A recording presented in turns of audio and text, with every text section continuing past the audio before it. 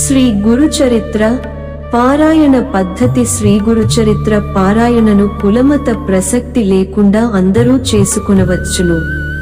ఈ చరిత్ర పారాయణ చేయదలచిన వారు ఉదయం స్నానం చేసి ఏమీ తినకముందు దేవుని ముందు కూర్చుని దీపారాధన చేసి అగరువత్తులు వెలిగించి పారాయణ చేసుకోవాలి.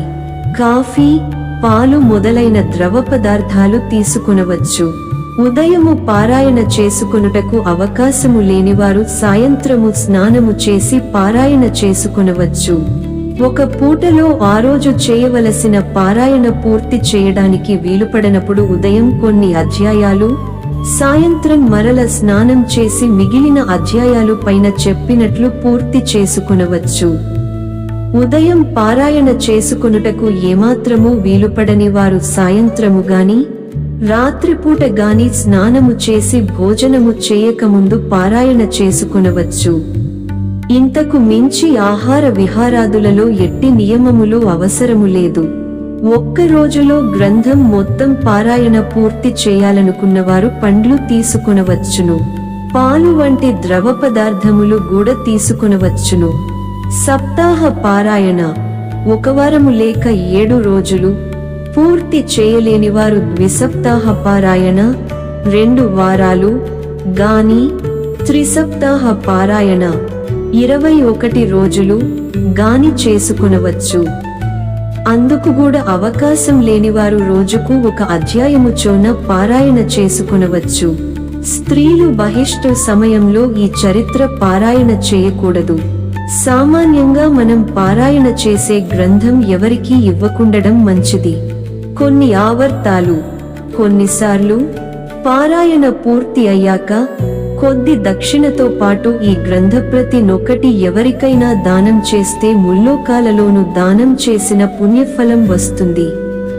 స్నానానికి గూఢవకాశం లేనప్పుడు గాని, ఆరోగ్యం సరిగా లేనప్పుడు గాని శ్లో అపవిత్రః పవిత్రోవా సర్వావస్థాన్ గతో 2 పివా యస్మరేత్ పుండరీకాక్షం స బాహ్యభ్యంతర శుచి అనే శ్లోకాన్ని చెప్పుకొని తీర్థాన్ని గురుపాదోదకంగా భావించి కొంచెం త్రాగి కొంచెం శిరస్సున చల్లుకొని పారాయణ చేయవచ్చు.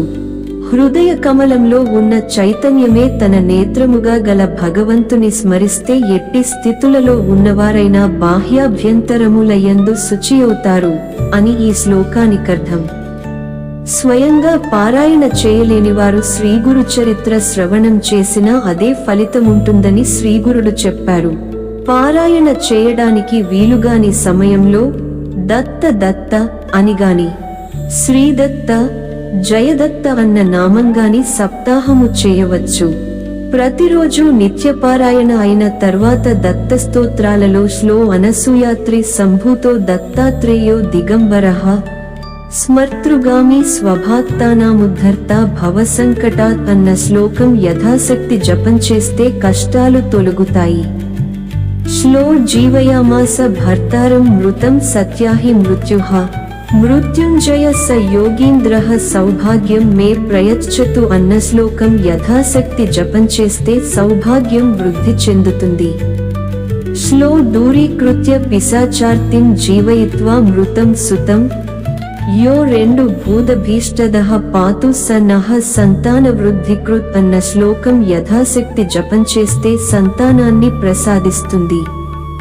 శ్లో దరిద్ర విప్ర గేహే యః సాకం భుక్త్వాత్తమ శ్రియం దదౌ శ్రీదత్త దేవః దారిద్ర్యాత్ శ్రీప్రదో 2 వతు అన్న శ్లోకం యథాశక్తి జపం చేస్తే దారిద్ర్యాన్ని తొలగించి సంపదనిస్తుంది.